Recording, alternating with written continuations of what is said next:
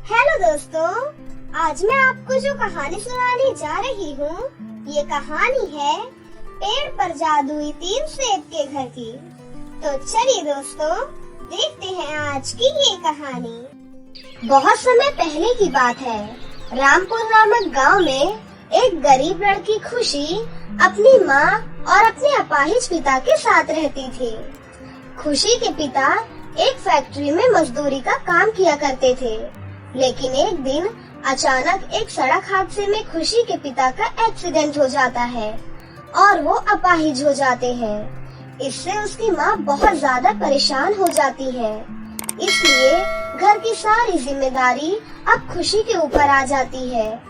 एक दिन खुशी अपनी माँ से कहती है, माँ, गांव में रहकर झाड़ू पोछे के चंद रुपए ही मिलते हैं, जिस वजह से पापा का इलाज भी अच्छी तरह से नहीं हो पा रहा और ना ही हम 2 समय का खाना ठीक से खा पा रहे हैं। इसीलिए मैंने सोचा है कि मुझे शहर चले जाना चाहिए। वहाँ पर नौकरानियों को अच्छी तनख्वाह मिल जाती है। बेटा, तुम सही कह रही हो। मेरे भाई की बेटी करिश्मा भी शहर में नौकरानी का काम करती है, झाड़ू पोछा ही करती है, लेकिन महीने के 8,000 रुपए मिल जाते हैं। तुमने बिल्कुल सही फैसला लिया है। जाओ और हमारी चिंता मत करना। मैं अपना और तुम्हारे पिता का अच्छे से ख्याल रख लूंगी। खुशी अपने माता पिता से विदा लेती है। फिर उसकी माँ उसे एक टिफिन में खाना देती है और 200 रुपए देती है। फिर खुशी शहर के लिए निकल जाती है। शहर जाकर वो एक घर से दूसरे घर काम मांगती है, लेकिन उसे 2 दिन हो जाते हैं भटकते भटकते, लेकिन कहीं भी उसे काम नहीं मिलता। वो अपने साथ जो थोड़ा बहुत खाना लेकर आई थी, वो भी खत्म हो जाता है।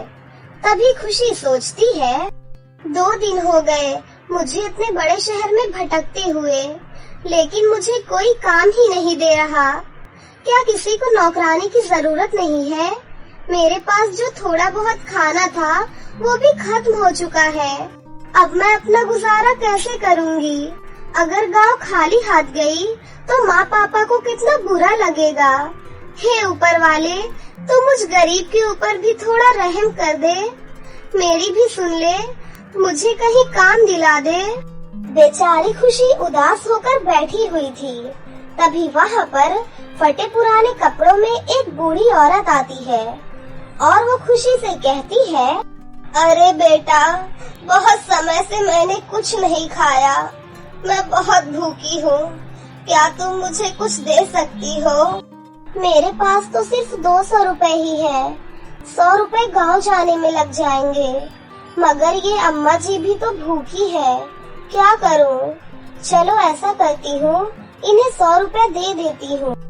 ऐसा सोचकर खुशी उस बूढ़ी औरत को अपने 200 रुपए में से 100 रुपए दे देती है और जंगल के रास्ते से गांव जाने का फैसला करती है। तभी कुछ दूर चलने के बाद उसे 2 बच्चे मिलते हैं। तभी वो दोनों बच्चे खुशी से कहते हैं, दीदी दीदी, क्या आप हमें कुछ पैसे दे सकती हैं? हम कितने समय से यहाँ खड़े होकर लोगों से भीख मांग रहे हैं, लेकिन कोई हमें कुछ दे ही नहीं रहा। हमारी माँ घर पर बीमार है, उन्हें दवाई दिलानी है, क्या आप हमें कुछ पैसे दे सकती हैं? हाँ हाँ, क्यों नहीं, मेरे पास सिर्फ 100 रुपए ही है, ये लो, इन्हें ले लो। दीदी दीदी, क्या आप हमारे साथ हमारे घर चल सकती हैं? हम हमारी माँ को डॉक्टर के पास नहीं लेकर जा सकते, आप हमारी ये मदद और कर दीजिए। खुशी से बच्चों की ये लाचारी देखी नहीं गई और वो उनके साथ उनके घर जाने के लिए तैयार हो जाती है। खुशी उन बच्चों के साथ उनके घर चली जाती है। तभी वो दोनों बच्चियाँ सुंदर परी बन जाती है और उनकी माँ जो बीमार थी, असल में वो भी एक परी थी। तभी नैना परी कहती है, बेटी, हम ऐसे इंसान की तलाश में थे जो बहुत नेक हो, क्या तुम हमारी मदद करोगी? हाँ, बोलिए, मैं आपकी क्या मदद कर सकती हूँ? हम परीलोक की परियां हैं और हम पृथ्वी लोक पर गरीब लोगों की मदद करने के लिए आते हैं। लेकिन एक राक्षस ने हमें यहाँ कैद कर लिया है, इसलिए अब हम यहाँ से कहीं नहीं जा सकते हैं।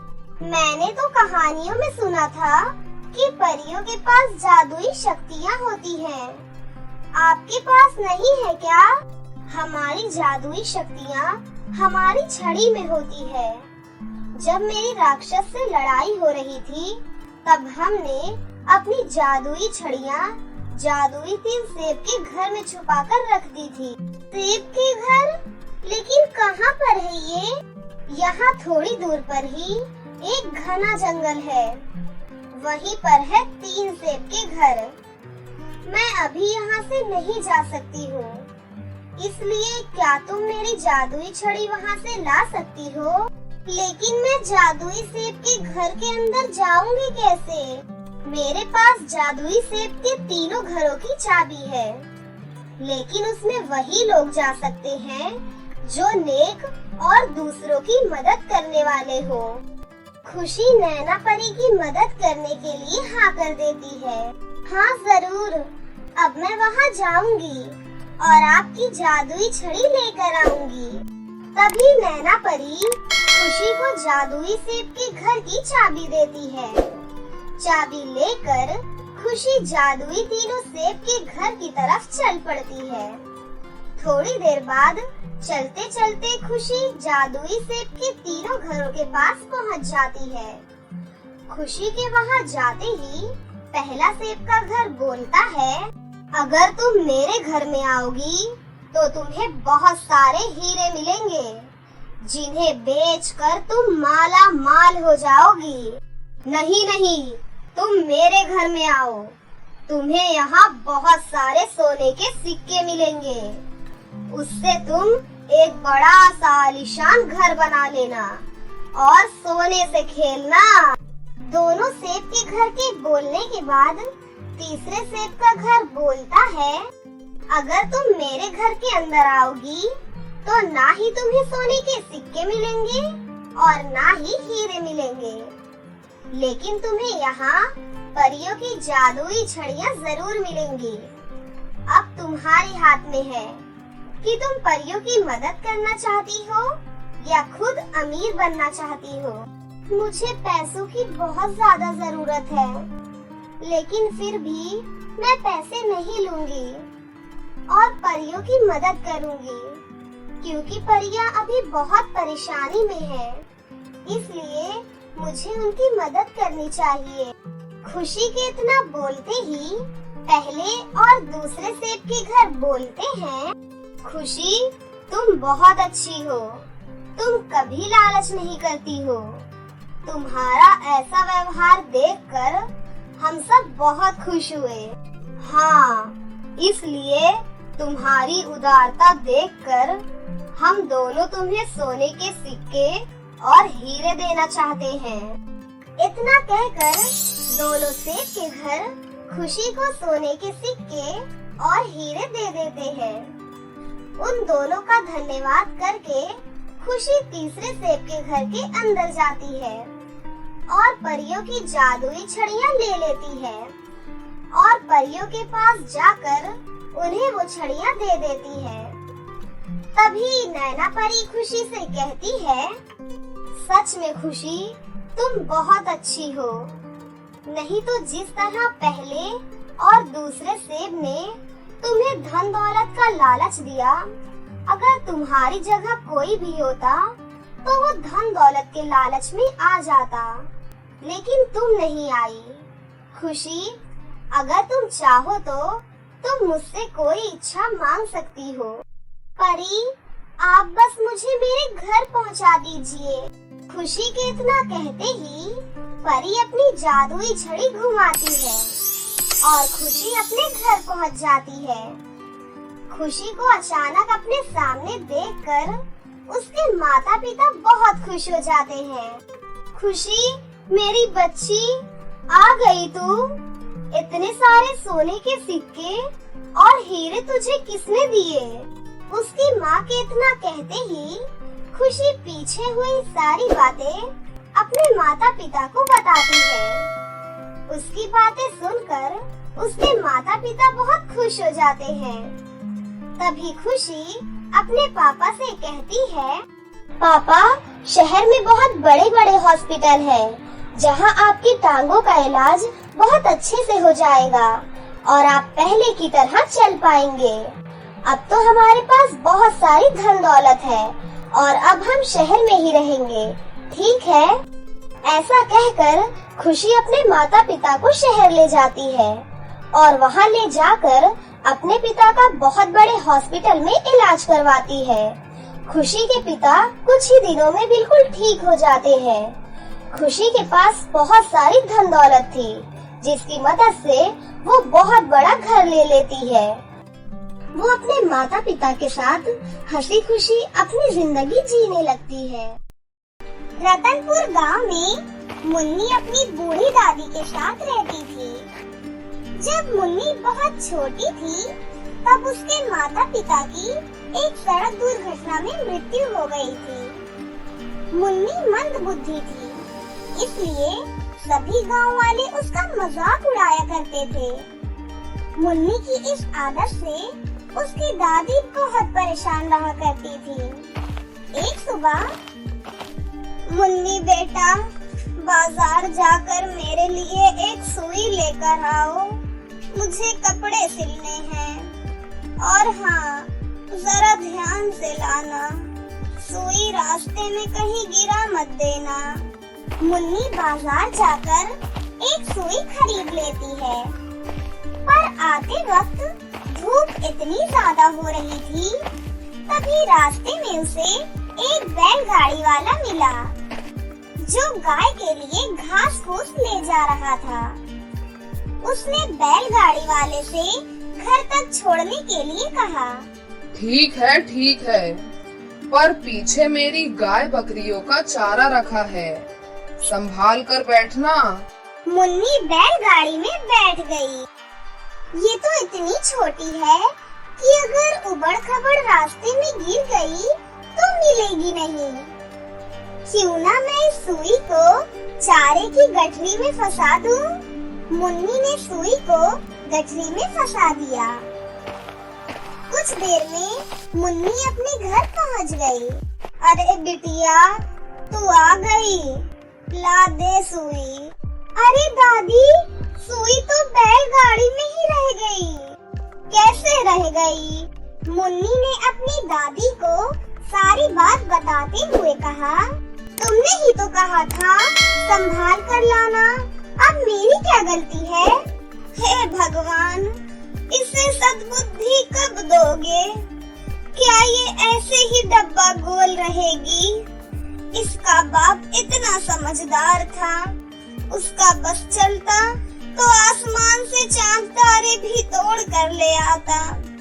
और एक ये है, एक नंबर की पगलेट, क्या होगा इसका मेरे मरने के बाद? दादी, तुम क्या मुझे बेवकूफ समझती हो? और रही बात चांद लाने की, तो देखना, एक दिन मैं भी चांद लाकर दिखाऊंगी। इतना बोलकर गुस्से से मुन्नी वहाँ से चली गई। हे भगवान, देखो इस पगलेट को, मैंने चांद तोड़कर लाने की बात कही तो सच में चांद लाने की बात करने लगी। भगवान, सद्बुद्धि दे इसे। मुन्नी बगीचे में जाकर एक पेड़ की छांव में बैठ गई। सब लोग मुझे बेवकूफ समझते हैं, उन्हें नहीं पता कि मैं कितनी इंटेलिजेंट हूँ। अब चांद लाकर दिखाना ही पड़ेगा। मुन्नी दिन रात आसमान से चांद लाने की तरकीब सोचने लगी। वैसे तो आसमान बहुत ऊंचा है, मैं चांद पर कैसे जाऊंगी? अगर मैं सीढ़ियाँ बनाऊं और उस पर चलकर चांद पर जाऊं, तो हाँ, यही एक तरीका है चांद तक पहुँचने का। दिन बीते, महीने निकले और फिर कुछ साल। अब मुन्नी 18 साल की हो चुकी थी और इन कुछ सालों में मुन्नी ने बहुत बड़ी सीढ़ियों का जीना बनाया जो कि सीधा आसमान पर जा रहा था। ये देख गांव वाले बोले, अरे ये लड़की पागल तो नहीं हो गई है? अरे इतनी सयानी हो गई है और इतनी बचकानी हरकतें कर रही है। उसी गांव में पंकज अपनी पत्नी विमला के साथ रहता था। एक दिन विमला गुस्से से बोली, अजी मुझे कुछ नहीं सुनना। शादी से पहले तो कहते थे कि मेरे लिए कुछ भी कर सकते हो, चांद तारे तक तोड़कर ला सकते हो। अब कहाँ गए वो सारे वादे? अरे भाग्यवान, वो तो हर लड़का अपनी गर्लफ्रेंड को ऐसे ही डायलॉग मारकर पटाता है। अच्छा, वो सब झूठ था। मुझे करवा चौथ पर चांद मेरे हाथ में चाहिए। अरे यार, मुझे क्या पता था ये बेवकूफ प्यार मोहब्बत के वादे को सच मान बैठेगी। अब मैं इसके लिए चांद कहाँ से लाऊं? परेशान पंकज बड़बड़ाता हुआ घर से बाहर निकला। तभी उसे मुन्नी का जीना दिखता है।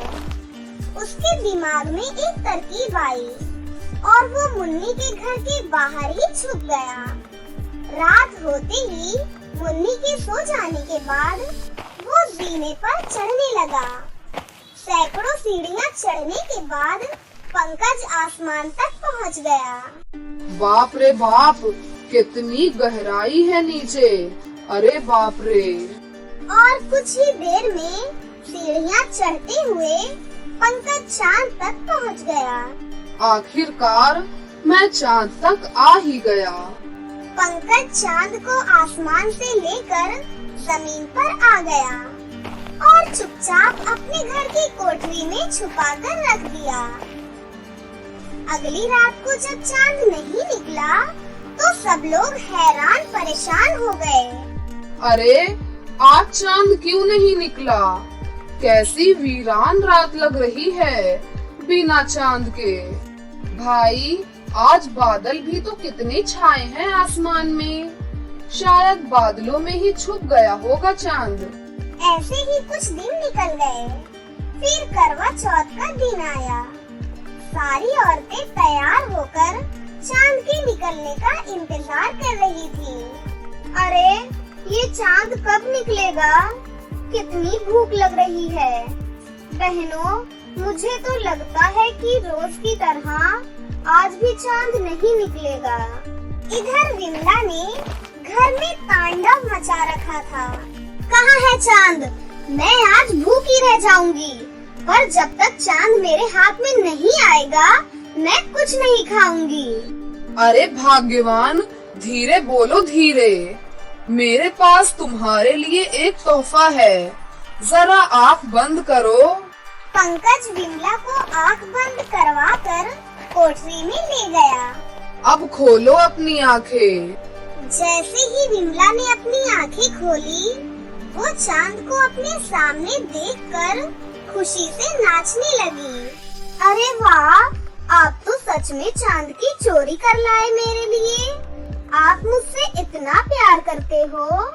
पर तुम ये बात किसी को मत बताना, वरना गांव वाले मुझे चिता पर लेटा देंगे, समझी? और तू विधवा हो जाएगी।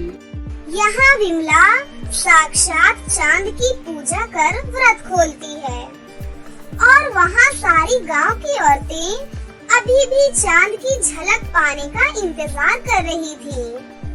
अब गांव वाले परेशान होने लगे। वैसे सोचने वाली बात है, कुछ दिनों से चांद क्यों नहीं निकल रहा? बादल इतने दिनों तक छाए नहीं रहते। अब तो करवा चौथ के साथ साथ पूर्णिमा भी है। चांद का निकलना तो स्वाभाविक है। गांव वालों, मुझे लगता है किसी ने चांद की चोरी की है। चांद की चोरी? अरे भाइयों, लगता है ये मुन्नी का ही काम है।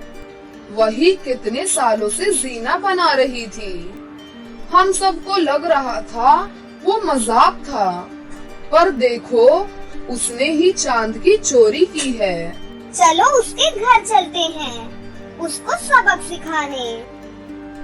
सारे गांव वाले मिलकर मुन्नी के घर पहुँचे। अरे नाच पीटी मुन्नी, तूने तो सच में ही चांद चुरा लिया। गांव की सारी औरतें भूखी प्यासी चांद के निकलने का इंतजार कर रही हैं। पर मैंने चांद नहीं चुराया है। मैं चांद चुराने जाती उससे पहले ही चांद निकलना ही बंद हो गया। गांव की सारी औरतें मुन्नी को बुरा भला कहकर वहाँ से चली गयी। अब बस यही दिन देखना बाकी रह गया था। चांद भी भला कोई चुराने की चीज है। पूरे संसार में अंधेरा पड़ा हुआ है। औरतें व्रत खोलने को बैठी हैं। पूरे गांव में मेरी नाक कटवा दी। दूर हो जा मेरी नजरों से। मुन्नी सबके सवालों से परेशान होकर एक सुनसान जगह पर जाकर बैठ गई। आखिर ये किया किसने? मुझसे पहले कौन गया होगा चांद चुराने? बहुत सोचने के बाद मुन्नी टहलते हुए घर वापस आ रही थी। तभी उसे एक घर से बहुत तेज प्रकाश आता हुआ दिखाई दिया। अरे अरे, इतना तेज प्रकाश! चलो जाकर देखती हूँ, आखिर माजरा क्या है। मुन्नी जैसे ही उस घर की तरफ बढ़ी, उसे पंकज की पत्नी विमला की बातें सुनाई देने लगी। सुनो जी, अगर हम चांद को बेचेंगे तो हम माला माल हो जाएंगे। अच्छा, अब मैं समझी। जीना बनाने में इतने साल मेहनत मैंने की और चांद इनके कब्जे में है। अब तो कुछ करना पड़ेगा। पंकज एक बहुत बड़े सेठ से चांद बेचने की बात करता है। इससे पहले कि पंकज चांद को बेच पाता, तभी सही मौका देखकर मुन्नी ने पंकज के घर से चांद को चुरा लिया। चांद का आकार अमावस्या आते आते गायब हो जाएगा। इससे पहले कि अब कोई घटना घटे, क्यों ना इसका कोई फायदा उठाया जाए। मुन्नी चांद को अपने कमरे में रख लेती है। अरे कलमुही, ये चांद तेरे पास कैसे आया? मतलब गांव वाले सही कह रहे थे। मुन्नी ने अपनी दादी को सारी बात बताई। पंकज चांद को ढूंढते ढूंढते मुन्नी के घर जा पहुंचा और मुन्नी की सारी बातें सुन ली। यही सही मौका है। गांव वाले पहले ही मुन्नी से नाराज हैं। क्यों ना आग में घी डाला जाए। पंकज शोर मचाकर गांव वालों को इकट्ठा करने लगा। अरे गांव वालों, सुनो सुनो, चांद का पता चल गया। मुन्नी और उसकी दादी ने मिलकर चांद की चोरी की है। देखो दादी, इन गांव वालों ने हमेशा ही मेरा मजाक बनाया है। आज भी मुझ पर गलत इल्जाम लगा रहे हैं। दादी, चलो मेरे साथ, अब हम इस गांव में नहीं रहेंगे। सारे गांव वाले गुस्से में मुन्नी के घर पहुँचे। गांव वालों को आता देख मुन्नी अपनी दादी का हाथ पकड़कर फटाफट से जीने पर चढ़ गई और चांद पर पहुंचकर जीने को ऊपर खींचकर चांद पर रख लिया, ताकि कोई गांव वाला चांद पर न आ पाए। अब चांद आसमान में चमकने लगा और मुन्नी अपनी दादी के साथ वही चांद पर खुशी खुशी रहने लगी।